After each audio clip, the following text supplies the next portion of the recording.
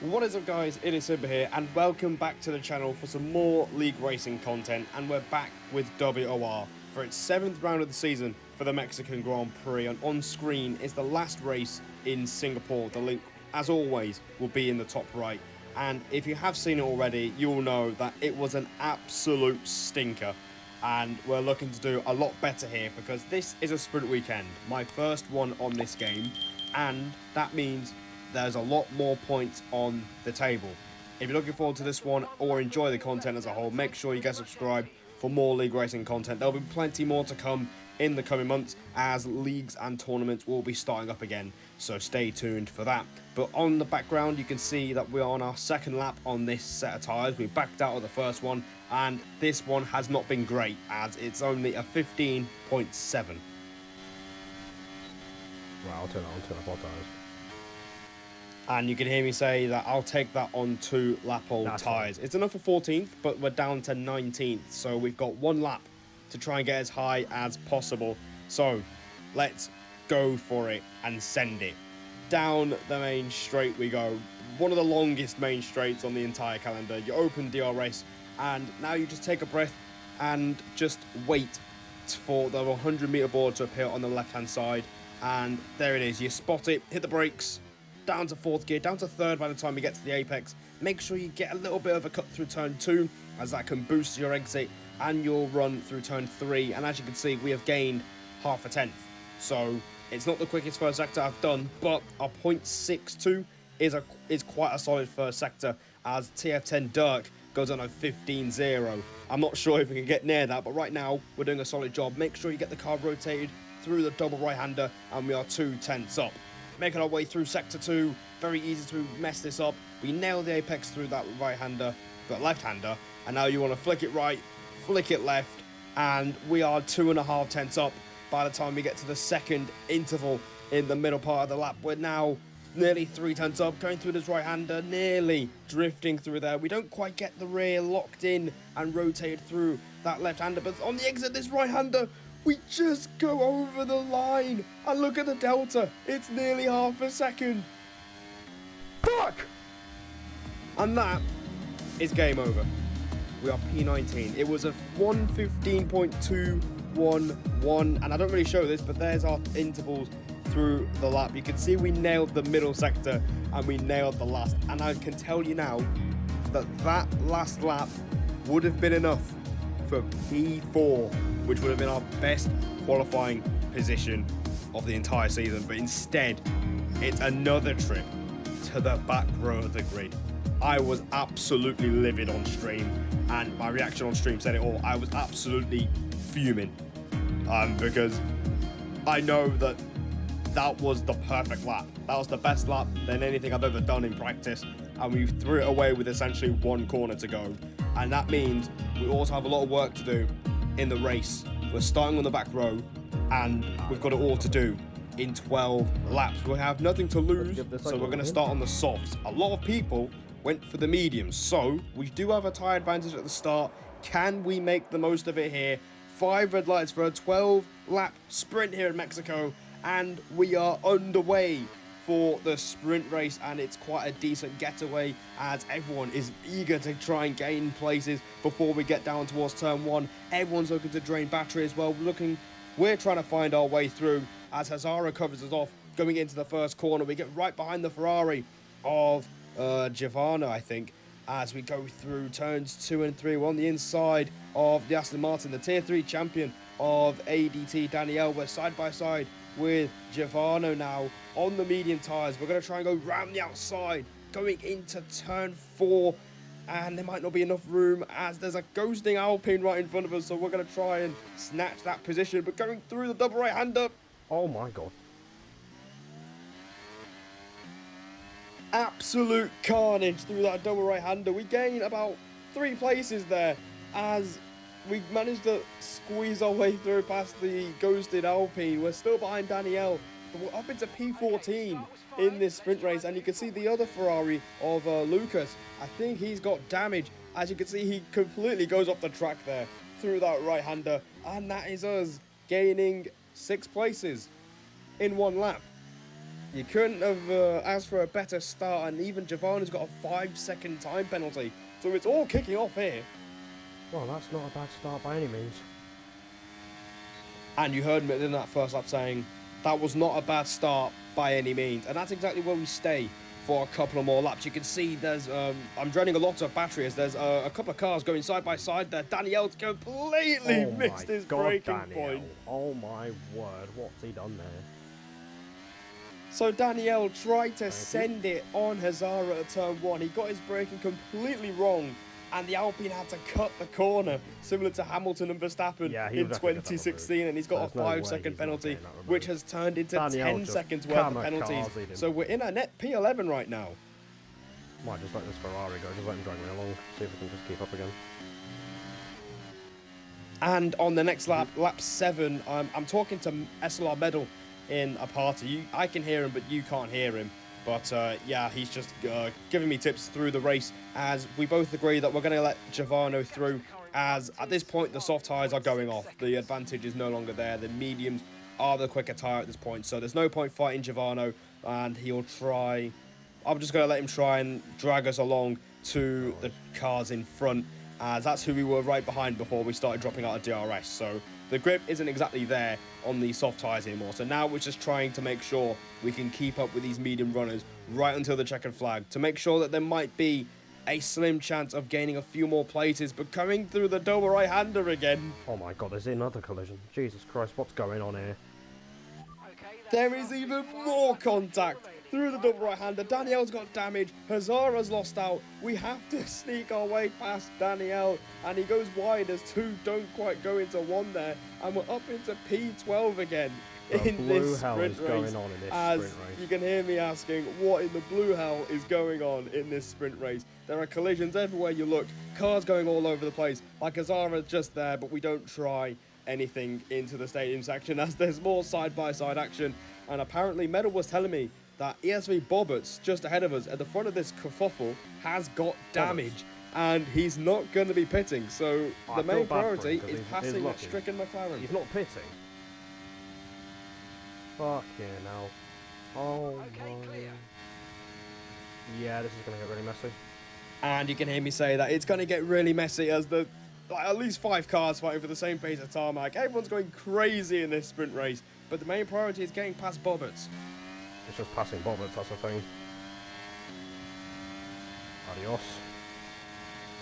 And you can hear me say that the main priority was passing Bobberts, as we practice our very basic Spanish to pass him on our way into 11th place. We're going to try and have a go at Giovanni around the outside at turn 5, but there's nothing doing.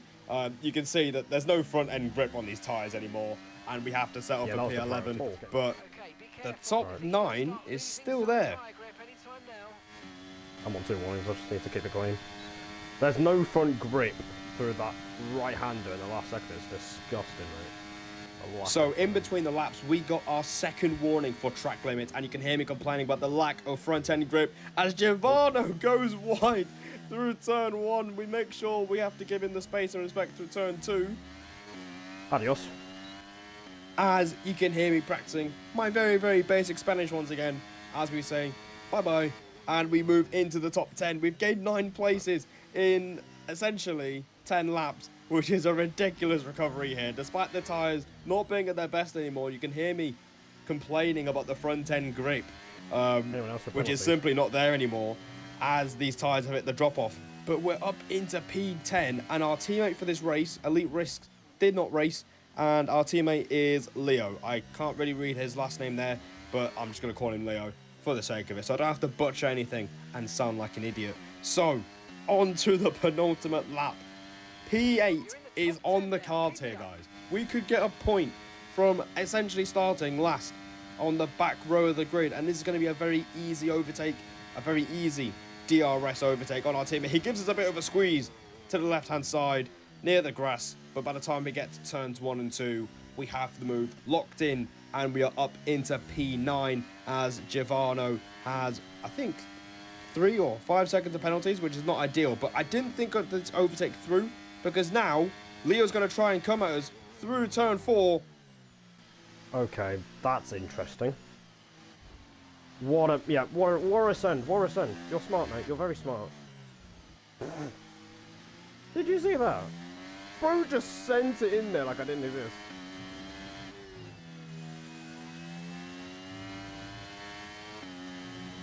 My corner, 100%. I don't know what. And as a result, Leo completely missed his braking point by about 3 miles away from the apex and tried to just desperately send it at us through the next corner, and he's round.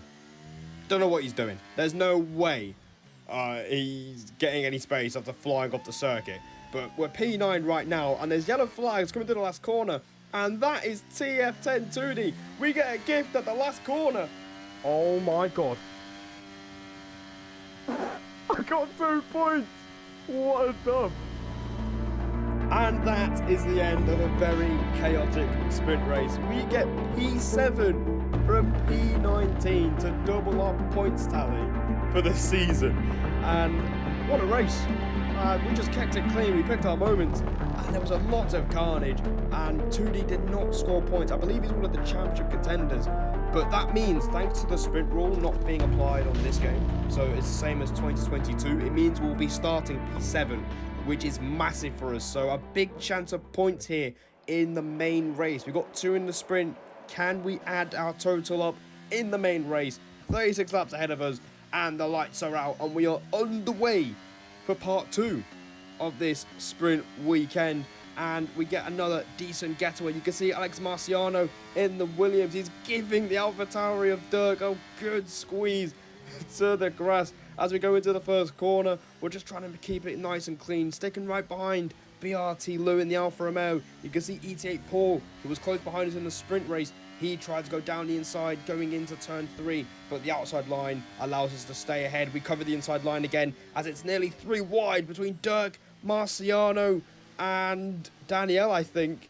Oh no, that's actually Brando in the sister Aston Martin as we get a collision with Lou, as we're still trying to fend off ET8 Paul through this double right-hander. But again, we protect ourselves with the outside line, and he gives up the place by the time we swoop across him going into the S section. So a decent start. We've managed to maintain position. We haven't been bullied off the circuit, and that is pretty much where we stay for the next 11 laps. And actually, scratch that, because on to lap 2, you can see Bobbert absolutely draining the battery here. He got very unlucky in the sprint race once again, and he is not having it. He's taking positions hand over fist, and he moves up into P7, gaining 2 places down the straight. But I wasn't really bothered because this is a long race. 36 laps is a long way to go around this track, especially with the idea of track limits being very brutal. But right now, we're doing a really good job. The pace is looking really good for once, but we had a little bit of a moment. Oh shit. We just tapped the rear end of Bobbert's McLaren through the stadium section. It just felt like he braked a little bit early, or I might have just misjudged the brakes there, but no damage, thankfully. No issues with tyre wear for now. Keep taking care of them. Alright, thankfully no damage, but here comes Judy. Jesus Christ. Bro's going for it.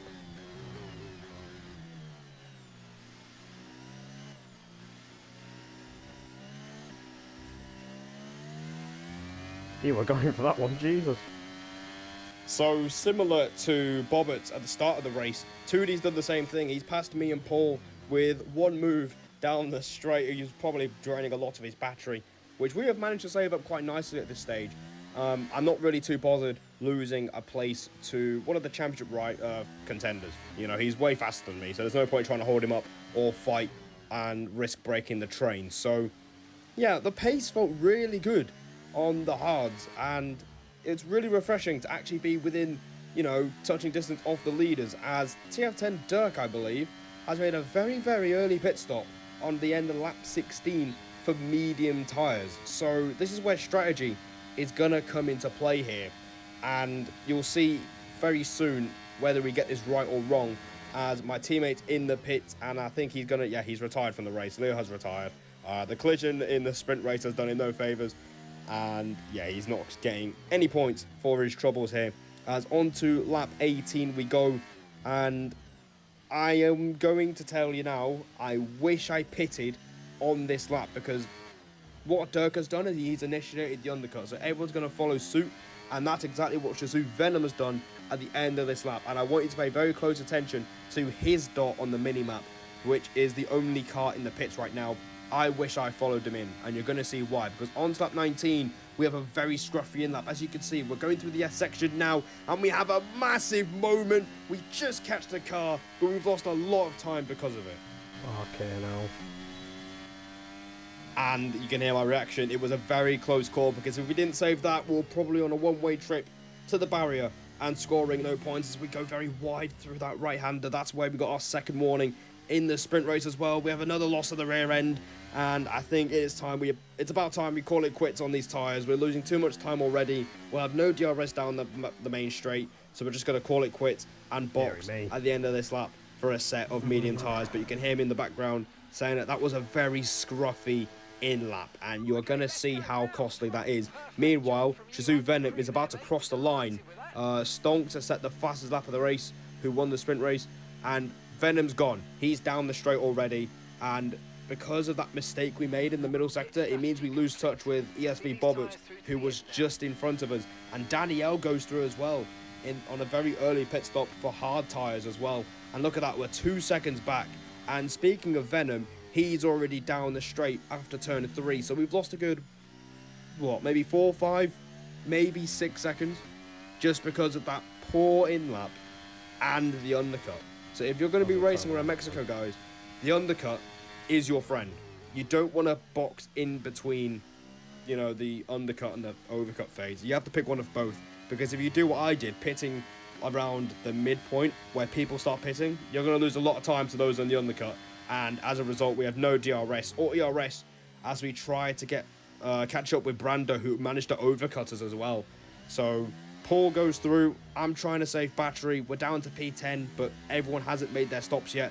But now people on fresher tyres are coming after us, and I wasn't really feeling too confident on the medium tyres. As you can see, FVR Zorzo in the Williams, he's going to try and pass us. We're trying to use the slipstream on Paul to stay ahead, but as you can see, my TV goes on standby as I pause the game and find my remote control to sort that out. And by the time we unpause the game, we've lost the position to Zorzo. But again, it's fine because he's got a 5-second penalty, and the main priority is saving battery.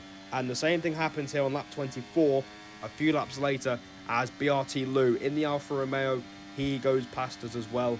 And now we are officially outside the top 10 for the first time in this Grand Prix. But there's still 12 laps to go, and as you can see, Danielle is fighting with Zorzo and Paul, I believe. So that's going to be pretty costly. And now the sister Williams wants to try and pass us of NLR Alex Marciano going down the inside into turn 4. And by the time we let him through, you can see Zorzo is fighting with Danielle. And remember, Danielle is on hard tyres. And again, it's just small things that you guys might not notice, but that there, like giving those places away, has made it harder for us to pass Danielle, which should have been a priority by the time we caught up to him. And also, I do want to raise the fact that Hazara and Tudi were 3 seconds behind us. And on this lap, because of all this squabbling that's continuing on to lap 25, they've gained 2 seconds in a lap.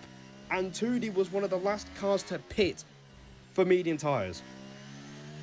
I know I was unlucky when it comes to battles like this. The track is clear.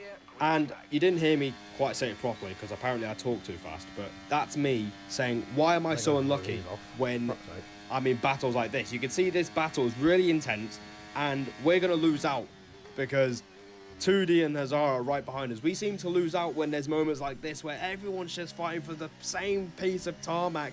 You can see Marciano and Zorzo are still trying to muscle the way past the Aston Martin. We have a sense of urgency, so we're going to try and pass Paul, and Tudi's involved as well. It's 3 wide in front of us into turn 4, there's contact. Oh, come on! Why is it me every time? Oh, what a joke. And that is game over. Brilliant. That's it. Our race is done. We're going to drop out of the points. Brilliant. We've got damage after contact with, I think, Marciano trying to make it 3 wide at turn 4, which is really silly. And yeah, we come out the loser. And basically what I said on that lap has come back to bite us here, as it gets worse. Oh, and it hasn't repaired the wing. That was a fantastic stop, faster than we were expecting. And the team didn't repair the front wing because What is the F123 point? doesn't automatically repair any sort of front wing damage you have if it isn't serious. So we have to make a second trip to the pit lane, which is phenomenal, and we're going to actually repair the front wing this time. So basically, that's it. Now we're in no man's land for the next 8 laps, and any sort of points aspirations are in the toilet. So that's game, set, match for us. And what I said earlier about losing out in big battles has basically just happened. It was like Bahrain, if you guys remember, where there was a lot of fighting and we came out the loser as people started pitting and we lost track with the DRS train. We lost out in a different way this time, where everyone's fighting each other and we just got caught in the crossfire as we had nowhere to go. And on to the last lap. You can see we ended up getting a 3-second penalty. That collision actually led us to getting our second warning of the entire race. We were on 1 warning the entire race before that, and we got a further 2 warnings in between the laps. And as you can see, Daniel had a spin 4 or 5 laps ago. He's on much fresher tyres, and he's got past us, so he's not last on track, but we'll get him back on the penalties. But yeah, this is such a shame. This is a massive shame. Brando's ended up winning the race, and for us, once again, it's a disappointing race as we cross the line in 15th place. We will get 14th thanks to Danielle's penalty, but honestly, it's a massive shame considering the collision with 10 laps to go. It basically ruined our race. The results are very provisional as incidents were sent in. I genuinely think a top 8, maybe a top 6 was genuinely possible. You can see 2D and Marcia and Hazara finished 3rd and 7th on the overcut. And you know, the pace was really strong in all 3 sessions. Qualifying could have been massive. The sprint race was really good. And the pace in the race was very competitive. And I can take these positives forward going into the next race, which is going to be in Portugal. But guys, I hope you enjoyed that eventful sprint weekend. Subscribe for more. We'll bounce back at the next one. And as always, I'll see all of you in the next one.